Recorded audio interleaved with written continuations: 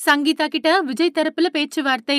மனைவி, மகன், மகளுக்கு கோடிகள்ல செட்டில்மெண்ட் திட்டமா? நடிகர் விஜய் பத்தி பரபரப்பான பேச்சுக்கள்ல அவரோட அரசியல் நடவடிக்கைகள கடந்து வேற ஒண்ணா இருக்கிறது அவரோட விவாகரத்து விஷயம்தான். அதாவது நடிகர் விஜய் நடிகை ஒருத்தர் கூட திருமணத்த மீறின உறவுல இருக்காரு அப்படின்னு சொல்லி அவங்களோட மனைவி சங்கீதா விவாகரத்து கோரிக்கை வச்ச மனு வெளியாகி பலருக்கும் அதிர்ச்சியை கிளப்புச்சு. இப்படி இருக்கையில நடிகர் விஜய் தரப்புல சங்கீதா கிட்ட சமரச பேச்சுவார்த்தை நடத்தப்பட இருக்கிறதா தகவல் வெளியாயிருக்கு.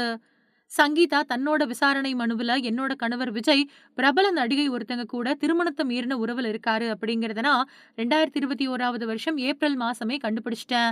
இது தொடர்பா கண்டிச்ச பின்னாடி நடிகை கிட்ட இனிமே பழக மாட்டேன் அப்படின்னு உத்தரவாதம் கொடுத்தாரு. ஆனா அவர் தொடர்ந்து நடிகை கூட திருமணத்தை மீறின உறவுல இருக்காரு. கண்டிச்ச என்னையும் என்னோட புகுந்த வீட்டுக்குள்ள எனக்கு கிடைக்க வேண்டிய அடிப்படை உரிமைகளையும் விஜய் தடுத்து நிறுத்திட்டாரு. 2 வருஷத்துக்கும் மேலா நானும் அவரும் ஒரே வீட்ல தனித்தனியா வாழ்ந்துட்டு வரோம். தேவைப்பட்ட ஆதாரங்கள தரேன். விஜய் தரப்புல மிரட்டலோ, அழுத்தமோ ஏற்பட்டா நடிகையோட பெயரையும் வெளிய சொல்லுவேன் அப்படின்னு குறிப்பிட்டிருந்தாங்க.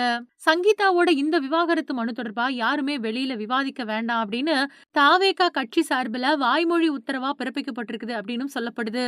இப்படி இருக்கையில நடிகர் விஜய் தரப்புல இருந்து சங்கீதா கிட்ட சமரச பேச்சுவார்த்தை நடத்துறதாவும், சங்கீதா மகன் அப்புறம் மகள் அப்படின்னு 3 பேருக்குமே 250 கோடிகள் வழங்குறதாவும் பேச்சுவார்த்தையில பேசப்பட்டதா சொல்லப்படுது. இதுல சங்கீதா விவாகரத்து மனுவ திரும்ப பெறணும் அப்படின்னு கோரிக்கை வைக்கப்பட்டிருக்கிறதாவும் சொல்லப்படுது.